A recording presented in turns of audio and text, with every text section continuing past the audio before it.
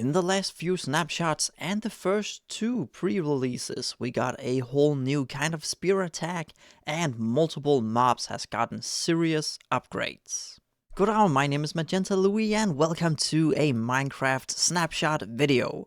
If you don't want to miss out on any essential updates to Minecraft but don't want to waste your time on videos about bug fixes and code changes in every single snapshot, subscribing to my channel is the perfect way to only get the news worth knowing, and it also helps a small YouTuber grow. In all warm oceans, the zombie Nautilus will spawn as a new variant, which is the coral zombie Nautilus, looking like a zombie Nautilus on a tropical vacation. One thing I just realized though is that the coral zombie Nautilus just looks like any other zombie Nautilus when it has its armor on. That's kinda sad, but of course it still looks cool. The reason I put this zombie Nautilus inside of an armor is to show you guys that now the zombie Nautilus and the regular Nautilus has an actual inventory UI. So before you had to use shears to put or to take off the armor and the saddle, but now you can just open the UI pressing E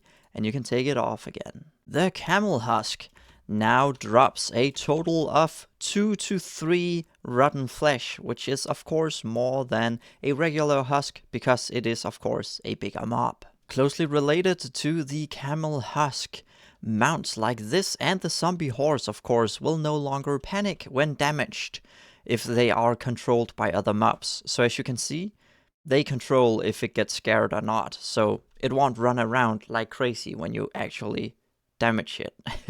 As you can see here, the Parched is now immune to the weakness effect because they will, oh my goodness, they will always start shooting each other when they try to hit the player. As you can see, it happens very often, and they will start shooting each other, but they will not be affected by the weakness effect. This also means that weakness potions has absolutely no effect on them. Drowned were apparently slowed down by water previously, which of course doesn't make sense when they are water-dwelling mobs. But as you can see now, they are moving a bit faster than usually. So yeah, be careful in your survival worlds because they might just catch up to you. And now for the horse, which has now gotten even better once again. First up, the diamond horse armor can now be upgraded to netherite if you go to the smithing table, put in your netherite ingot and of course the smithing template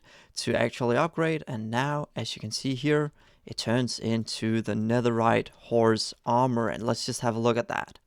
With the golden details, oh my goodness, that's so cool. But not only that, also the leather horse armor has gotten an upgrade, which is just visual. But if you take a look at this here, and I can also jump off the horse so that you can see it better. Of course it is magenta, but if you look at the details, it is now similar to the ones we have in Bedrock Edition. And actually here in Java, the old texture was reported as a bug, as the leggings and helmet parts were untextured actually. So now it's more detailed and it looks way cooler. There's a new splash text called "One does not simply walk to the far lands," which both references the Lord of the Rings "One does not simply walk into Mordor," and the fact that Kurt J-Mag finally reached the far lands in October the 4th, 2025, after 14 years of just walking in Minecraft.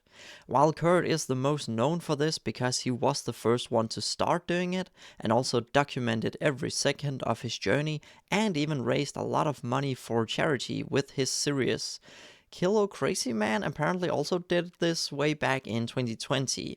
But anyways, that's just super impressive. And we also got another splash text, this time music by Hyper Potions, who's the band that made the Steve's Lava Chicken remix on the Lava Chicken music disc. They're also the band behind a few remixes on the Minecraft Pixel Genesis and Minecraft Pixel Drift albums, and all remixes on the Minecraft Triple Bundle album. The spear also has another few changes in these latest snapshots. The absolute best change about the spear is that the charge attack can now actually continuously damage the same target if you just keep aiming at it and keep sprinting, of course. And it is a little bit difficult because, of course, if you just run into a target, you will actually stop sprinting the moment you hit it.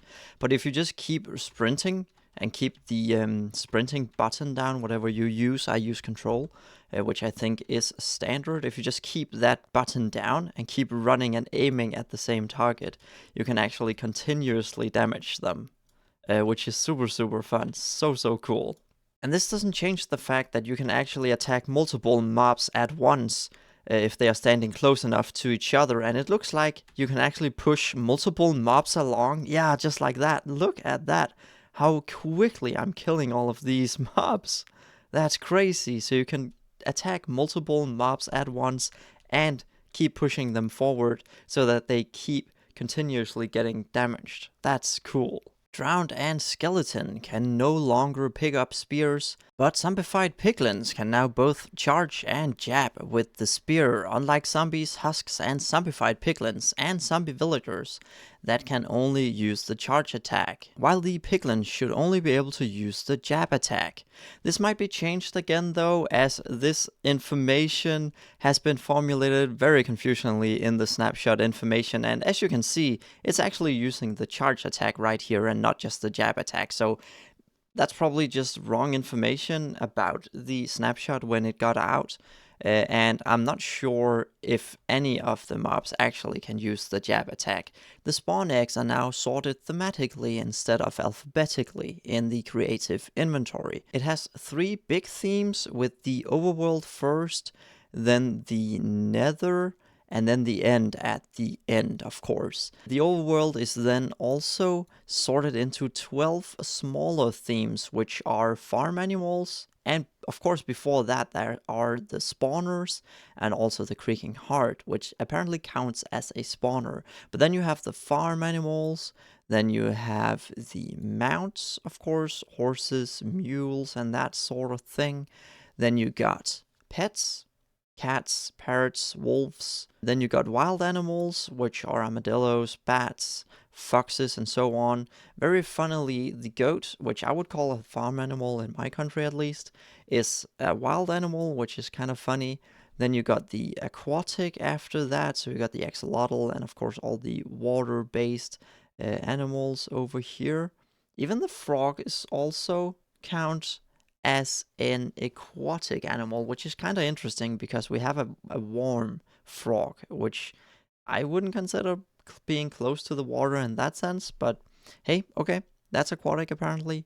Then you have miscellaneous after that, and of course that's an allay, it's the mushroom, it's the sniffer, and then after that we got the golems. Then we got all the villager types, including the trader, the wandering trader. Then we have all the undead mobs, which are easily sorted by the ones that can be damaged by the smite, if I remember correctly. Then we got our 2 spider mobs, and then we just got monsters, which is apparently a category.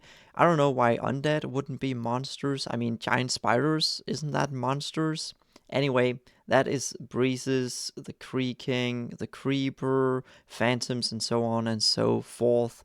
And then finally, we have all the illager mobs in the overworld category, including the Vex. Finally, we got a few new settings. The coolest one is that disabling the see-through leaves now has been improved a lot, because it now improves performances even better, and to also make it look better, they have now removed the completely black color in between the leaves and then put in a dark green instead. And yeah, it does look very much different. It doesn't really look Minecraft-like, not compared to like new Minecraft, but I guess it makes it look a lot more like old Minecraft, and maybe it's just because I'm so used to see-through leaves that this looks weird to me. But I do definitely think that the dark green does a better job of making it look nice than the complete dark color did. The anisotropic filtering has been changed so that this setting and its separate volume slider is only available for graphic cards that supports this feature. For everyone else, there is a choice between non-filtering or the RGSS filtering, which means rotated grid super sampling. And it is a shader-based filtering method that does kind of the same as anisotropic filtering, just with a lower performance cost, and of course it doesn't look as good, but yeah, it still does a difference. It looks way more smooth when you play the game using this filtering. And finally, for the music toast, you can now choose between never having any music title appear on screen when a new number starts when playing the game, or you can have it only displaying in the pause menu when you pause your game, or of course you can also have it show up when a new song starts.